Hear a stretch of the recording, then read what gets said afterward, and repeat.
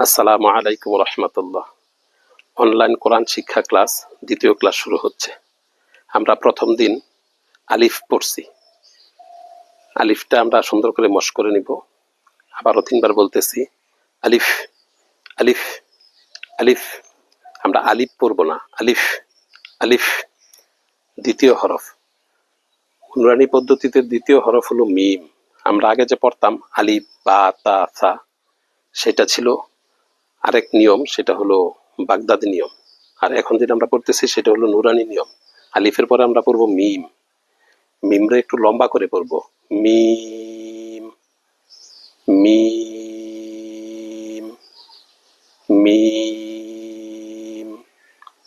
মিমটা লম্বা হওয়ার কারণ হলো নুরানি পদ্ধতিতে আলিফ থেকে ইয়া পর্যন্ত যেই হরফগুলি আছে, এই হরফের মধ্যে আলিফ, হামজা, ইয়া, এই 3টা হরফ বাদে বাকি যে আরবি হরফগুলি আছে, বাংলাতে লিখতে যেই হরফগুলি একাধিক অক্ষর লাগে বাংলাতে, এই হরফগুলি লম্বা হবে উচ্চারণ।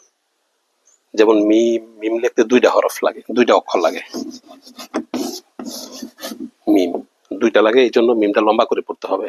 বাংলায় লিখতে যেই হরফটা একাধিক অক্ষর লাগে সেটা লম্বা হবে। মিম মিম। এটা উচ্চারণ করা খুবই সহজ, 2 ঠোঁট থেকে উচ্চারণ।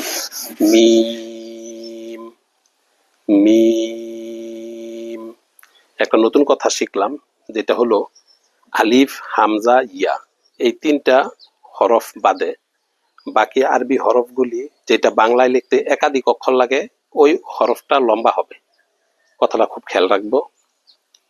মিম মিম মিম মিম মিম। হরফগুলি খুব সুন্দর করে উচ্চারণ করব। আমার ঠোঁটের দিকে তাকান। মিম মিম।